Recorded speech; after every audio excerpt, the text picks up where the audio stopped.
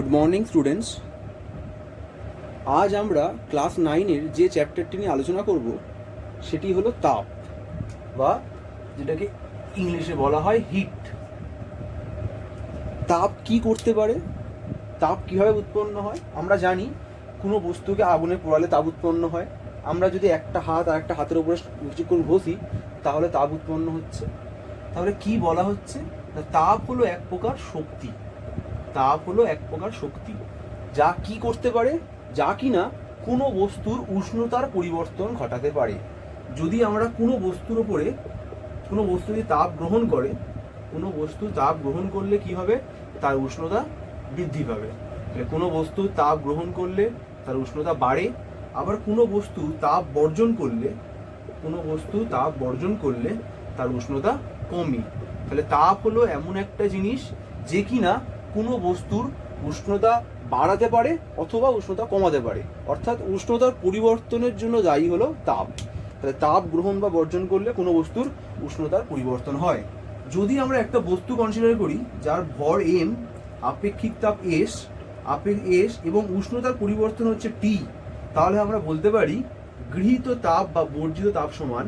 তাহলে কোনো বস্তু যদি ভর এম, আপেক্ষিক তাপ এস এবং উষ্ণতার পরিবর্তন টি হয়, তাহলে গৃহীত তাপ বা বর্জিত তাপ সমান আমরা বলতে পারি M S T, M into S into টি।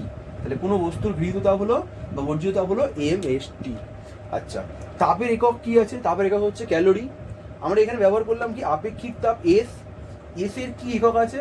এস এর কি হচ্ছে? এস এর সংজ্ঞা বলছে, আপেক্ষিক তাপের সংজ্ঞা বলা হচ্ছে যে কোনো বস্তুর একক ভরের তাপমাত্রা 1 ডিগ্রি সেন্টিগ্রেড বৃদ্ধি করতে যে পরিমাণ তাপ লাগে তাকেই বলা হয় আপেক্ষিক তাপ। কোনো বস্তুর একক ভরের উষ্ণতা 1 ডিগ্রি সেন্টিগ্রেড বৃদ্ধি করতে যে পরিমাণ তাপের প্রয়োজন হয় তাকে বলা হচ্ছে আপেক্ষিক তাপ। আপেক্ষিক তাপের একক কি আছে? আপেক্ষিক দুটো একক, একটা হচ্ছে সিজিএস আর একটা হচ্ছে এসআই। সিজিএস একক কি আর এসআই একক কি? সিজিএস একক হচ্ছে calorie per gram degree centigrade, আর এসআই একক হচ্ছে জুল পার কিলোগ্রাম কেলভিন। তাহলে তাপের আপেক্ষিক তাপের সিজিএস একক হচ্ছে calorie per gram degree centigrade, আর এসআই একক হচ্ছে জুল পার কিলোগ্রাম কেলভিন। আপেক্ষিক তাপের মাত্রা কি হয়? আপেক্ষিক তাপের মাত্রা আছে L2 T⁻⁻2 K⁻⁻1। আপেক্ষিক তাপের মাত্রা হলো এর মাত্রা হচ্ছে L2 T⁻⁻2 K⁻⁻1। তাহলে L2 T⁻⁻2 K⁻⁻1, এইটা হলো আপেক্ষিক তাপের মাত্রা। এবারে এই আপেক্ষিক তাপ সংক্রান্ত ক্যালোরিমিতির যে মূল নীতিটা আছে, আপেক্ষিক তাপ সংক্রান্ত ক্যালোরিমিতির একটা মূল নীতি পাওয়া যায়। যে ক্যালোরিমিতির মূল নীতিটা কি? বলা হচ্ছে যে কোনো একটি হট বডির সঙ্গে ক্যালোরিমিতির মূল নীতি, কোনো একটি হট বডির সঙ্গে, এটা হচ্ছে একটা হট বডি, তার সঙ্গে একটি ঠান্ডা কোল্ড বডি যদি আমরা একে অপরের সঙ্গে সংস্পর্শ করে রেখে দিই, যদি একটি হট বডির সঙ্গে একটি কোল্ড বডি সংস্পর্শ করে রেখে দিই, তাহলে দেখা যাবে এই হট বডিটা যে পরিমাণ তাপ বর্জন করছে, এই কোল্ড বডিটা ঠিক সেই পরিমাণ তাপ গ্রহণ করছে। অর্থাৎ এই হট বডি কর্তৃক বর্জিত তাপ ইকুয়ালস টু কোল্ড বডি বা শীতলতর বস্তু দ্বারা গৃহীত তাপ। তাহলে উষ্ণতর বস্তু দ্বারা বর্জিত তাপ ইকুয়ালস টু শীতলতর বস্তু দ্বারা গৃহীত তাপ। এটাই হচ্ছে ক্যালোরিমিতির মূল নীতি। তাহলে কি হচ্ছে? যদি এর ভর আমরা M1 বলি, যদি আমরা ধরি হট বডিটার ভর হচ্ছে M1, আপেক্ষিক তাপ S1, M1 S1, আর এর টেম্পারেচার ইনিশিয়ালি T1 আছে, এর M2 S2 আর টেম্পারেচার ইনিশিয়ালি T2। কিছুক্ষণ একে অপরের সঙ্গে সংস্পর্শে রাখার পর তাপের আদান প্রদান হওয়ার পরে এরা দুজনেই টি বলে একটা টেম্পারেচারে পৌঁছালো, T1 ও T2 মাঝামাঝি একটা টি টেম্পারেচারে পৌঁছালো।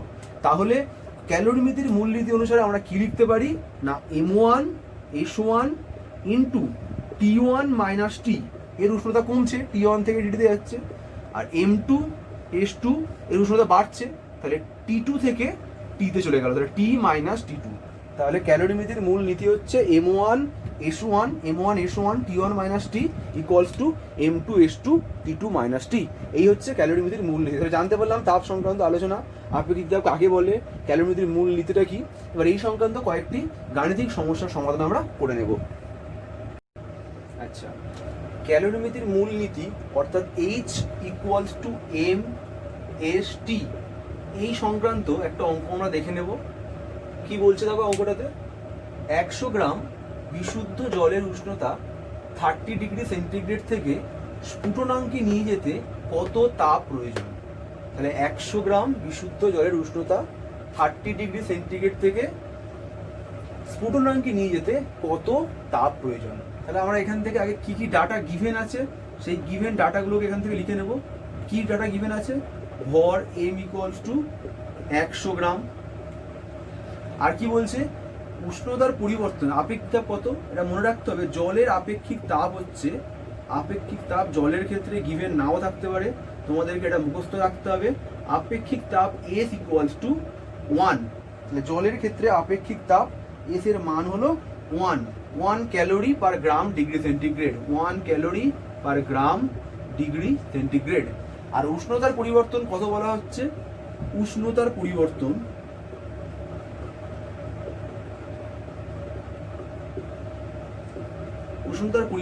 T equals to 30 degree centigrade থেকে স্ফুটনাঙ্ক। তার মানে 100 degree centigrade minus 30 degree centigrade, অর্থাৎ উষ্ণতার পরিবর্তন হচ্ছে 70 ডিগ্রি সেন্টিগ্রেড। তাহলে এই ডাটাগুলো আমরা কোশ্চেন থেকে প্রথমে নিয়ে নিলাম। কি কি, ভর M ইকুয়ালস টু 100 গ্রাম, আপেক্ষিক তাপ S equals to 1 calorie per gram degree centigrade, আর উষ্ণতার পরিবর্তন T equals to 70 degree centigrade. তাহলে এবার আমি ডিরেক্ট ফর্মুলা ইউজ করতে পারি যে প্রয়োজনীয় তাপ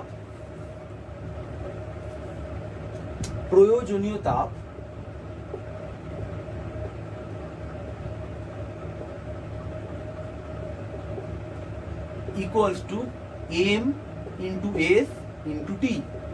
M এর মান কত, 100, বসালাম 100। S এর মান কত, 1 calorie per gram degree centigrade, আর T এর মান কত, 70। তাহলে 100 ইন্টু 1 ইন্টু 70 কত পাচ্ছি আমরা, 7000 ক্যালোরি। তাহলে আমরা Q ইকুয়ালস টু MST বা H ইকুয়ালস টু MST এই ফর্মুলাটা ইউজ করলাম। ফর্মুলাটা ইউজ করে পেলাম যে প্রয়োজনীয় তাপের পরিমাণ হচ্ছে 7000 ক্যালোরি। আচ্ছা, এই সংক্রান্ত আরেকটি অঙ্ক আমরা দেখে নেব। আচ্ছা, ক্যালোরিমিতির মূলনীতি সংক্রান্ত আমরা দ্বিতীয় যে অঙ্কটি করে নেব সেটা দেখে নিই। এখানটায় দেখো কোশ্চেনটা কি লেখা আছে, 0 ডিগ্রি সেন্টিগ্রেড উষ্ণতার 20 গ্রাম জলের সঙ্গে 10 ডিগ্রি সেন্টিগ্রেড উষ্ণতার 40 গ্রাম জল মেশানো হলে চূড়ান্ত তাপমাত্রা কত হবে নির্ণয় করো। তাহলে কি বলছে না, 0 ডিগ্রি সেন্টিগ্রেড উষ্ণতার 20 গ্রাম জলের সঙ্গে 10 ডিগ্রি সেন্টিগ্রেড উষ্ণতার 40 গ্রাম জল মেশানো হলে চূড়ান্ত তাপমাত্রা কত হবে নির্ণয় করো। তাহলে একটা টেম্পারেচার 0 ডিগ্রি সেন্টিগ্রেড আর একটা টেম্পারেচার 10 ডিগ্রি সেন্টিগ্রেড, তাহলে চূড়ান্ত তাপমাত্রা কত হবে। এই 0 আর 10 ডিগ্রি সেন্টিগ্রেড মাঝামাঝি কোনো একটা টেম্পারেচার হবে। আমি ধরি চূড়ান্ত তাপমাত্রা T ডিগ্রি সেন্টিগ্রেড। তাহলে কি হবে, এই যে 10 ডিগ্রি সেন্টিগ্রেডের জলটা আছে এ কি করবে, তাপ বর্জন করবে, আর 0 ডিগ্রি সেন্টিগ্রেডের জলটা কি করবে, তাপ গ্রহণ করবে। অর্থাৎ 10 ডিগ্রি সেন্টিগ্রেড উষ্ণতার জল দ্বারা বর্জিত তাপ সমান কি হলো, আমাদের ফর্মুলা কি ছিল, M into S into T2 minus T1। তাহলে 40 গ্রামটা ভরটা হচ্ছে 40 গ্রাম ইন্টু জলে আপেক্ষিক তাপ 1, এটা মুখস্থ করে রাখতে হবে। অন্য কোনো বস্তু দিলে তো আপেক্ষিক তাপ বলে দেবে, জলে আপেক্ষিক তাপ 1 এটা আমাদেরকে মনে রাখতে হবে। 40 ইন্টু 1, আর এর টেম্পারেচার 10 ডিগ্রি থেকে কমে টিতে পৌঁছাচ্ছে, তাহলে 10 মাইনাস টি, এটা হলো উষ্ণতার পরিবর্তন। ঠিক একই রকম ভাবে 0 ডিগ্রি সেন্টিগ্রেড উষ্ণতার জলটা কি করবে, তাপ গ্রহণ করবে। সেই গৃহীত তাপটা সমান কি হবে, 20 ইন্টু 1 ইন্টু টি মাইনাস 0, এর টেম্পারেচার 0 থেকে টিতে পৌঁছাবে। তাহলে এইটা হলো 10 ডিগ্রি সেন্টিগ্রেড উষ্ণতার জল দ্বারা বর্জিত তাপ, আর 0 ডিগ্রি সেন্টিগ্রেড উষ্ণতার জল দ্বারা গৃহীত তাপ। তাহলে আমরা লিখতে পারি ক্যালোরিমিতির মূলনীতি অনুযায়ী এটা ইকুয়ালস টু এটা, না উষ্ণতর বস্তু যে পরিমাণ তাপ বর্জন করে শীতলতর বস্তু ঠিক সেই পরিমাণ তাপটাই গ্রহণ করে। তাহলে আমরা লিখবো 40 ইন্টু 1 ইন্টু 10 মাইনাস টি, 40 into 10 minus T equals two 20 into T minus 0।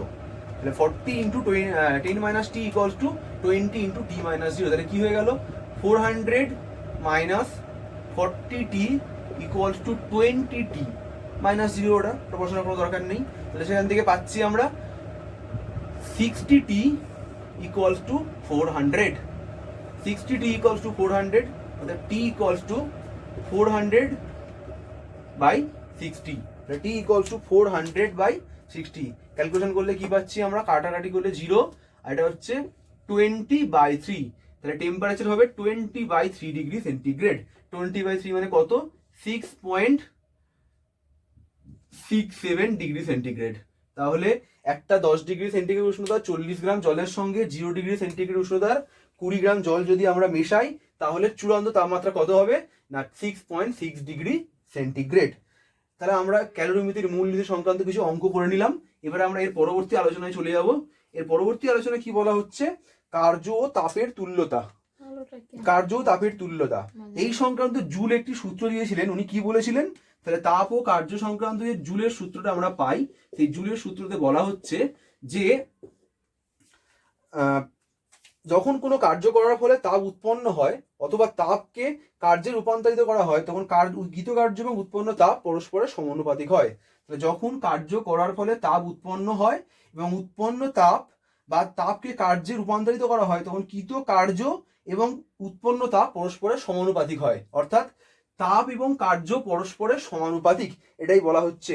মানে কি ডব্লিউ প্রপোর্শনাল টু কিউ। তাহলে আমরা বলতে পারি জুলের সূত্রানুসারে তাপ ও কার্য সংক্রান্ত জুলের সূত্রানুসারে ডব্লিউ প্রপোর্শনাল টু কিউ, বা W equals to J Q.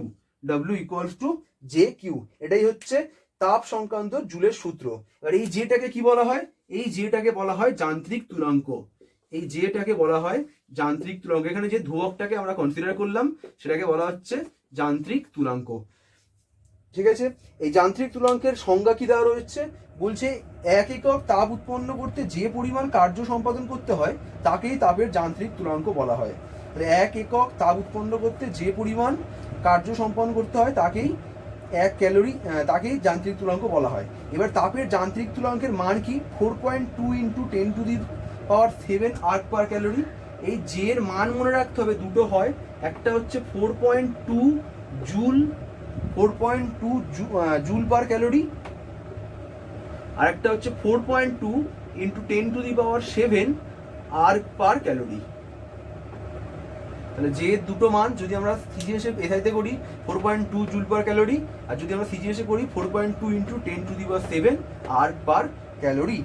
এই সংক্রান্ত আমরা একটা অঙ্ক করে নেব।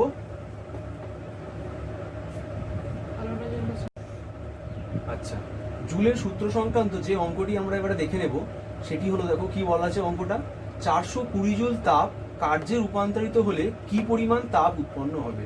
তাহলে জুলের সূত্র সংক্রান্ত আমরা একটা অঙ্ক করে নিচ্ছি, যেখানে কি বলছে 420 জুল তাপ কার্যে রূপান্তরিত হলে কি পরিমাণ তাপ উৎপন্ন হবে। 420 জুল কার্য তাপে উৎপন্ন করতে হবে, একটু ভুল আছে, 420 জুল কার্য তাপে রূপান্তরিত করলে কি পরিমাণ তাপ উৎপন্ন হবে। তাহলে এখানে কৃতকার্যের পরিমাণ কত বলা আছে, ডব্লিউ ইকুয়ালস টু 420 জুল। আমরা জানি যান্ত্রিক তুলাঙ্ক জে এর মান কত, 4.2 ইন্টু 4.2 জুল পার ক্যালোরি। আমাদের কাছে জুলের সূত্র সংক্রান্ত কি ফর্মুলা আছে, সেটা হচ্ছে W equals to J Q. তাহলে লিখতে পারি Q equals to W by J. ডব্লিউর মান বসালাম 420 আর জি এর মান বসালাম 4.2। তাহলে কত পেয়ে গেলাম 100 ক্যালোরি। অর্থাৎ যদি আমরা 400 ক্যালোরি এই জুল এই কার্যটাকে তাপে রূপান্তরিত করি, তাপে কনভার্ট করি, তাহলে আমরা 100 ক্যালোরি তাপ পাবো। তাহলে এই হলো জুল সংক্রান্ত একটি অঙ্ক। এবার আমরা যেটা নিয়ে আলোচনা করব সেটা হচ্ছে লিন তাপ বা লেটেন্ট হিট। লিন তাপ কাকে বলা হয়, লিন তাপ হলো সেই তাপ যে তাপ কোনো বস্তুর অবস্থার পরিবর্তনের জন্য দায়ী। মনে করো 0 ডিগ্রি সেন্টিগ্রেড উষ্ণতায় একটা বরফ আছে, তার কিছু পরিমাণ তাপ দিলাম, সেই গুলে জলে পরিণত হলো। তাই যে পরিমাণ তাপ দিলাম, একক ভরের অবস্থার পরিবর্তন করার জন্য যে পরিমাণ তাপ লাগে তাকে বলা হয় লিন তাপ। লিন তাপ কি বলছে না, তাপ প্রয়োগে বা তাপ নিষ্কাশনের ফলে পদার্থের এক অবস্থা থেকে অন্য অবস্থায় রূপান্তরিত হয়। উষ্ণতা স্থির রেখে শুধুমাত্র অবস্থার পরিবর্তন করতে যে পরিমাণ তাপ লাগে সেই পরিমাণ তাপকে বলা হয় ওই পদার্থের লিন তাপ। এবারে বিভিন্ন রকম স্টেট চেঞ্জ হয়, আমরা কি দেখি, কঠিন থেকে যখন কঠিন থেকে যখন তরল হচ্ছে, কঠিন থেকে তরল হচ্ছে এই প্রক্রিয়াটাকে কি বলা হয়? গলন। আবার যখন তরল থেকে কঠিন হচ্ছে তখন এটাকে বলা হয় কঠিনীভবন। তাহলে গলন এবং কঠিনীভবনের ক্ষেত্রে, গলন এবং কঠিনীভবনের ক্ষেত্রে যে লিনতাপ লাগে সেই লিনতাপের মানটা কত হচ্ছে? যদি আমরা সিজিএসে লিখি তাহলে হচ্ছে 80 ক্যালোরি পার গ্রাম, আর যদি আমরা এসআইতে লিখি তাহলে 3.36 into 10⁵, 3.36 into 10⁵ joule per kilogram. তাহলে কঠিন থেকে তরলে কনভার্ট হচ্ছে, মানে বরফের জলের ক্ষেত্রে ভাবি আমরা, তাহলে বরফ থেকে জল হচ্ছে অথবা জল থেকে বরফ হচ্ছে, মানে গলনের ক্ষেত্রে বা কঠিনীভবনের ক্ষেত্রে যে লিনতাপের প্রয়োজন হয় সেটা যদি আমরা সিজিএসে লিখি তাহলে 80 ক্যালোরি পার গ্রাম, আর যদি এসআইতে লিখি তাহলে হচ্ছে 3.36 ইন্টু 10⁵ জুল পার কিলোগ্রাম। আচ্ছা, এটা হলো গলন কঠিনীভবন।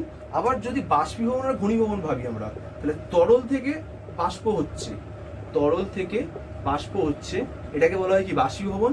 আবার বাষ্প থেকে তরল হচ্ছে এটাকে বলা হয় ঘনীভবন।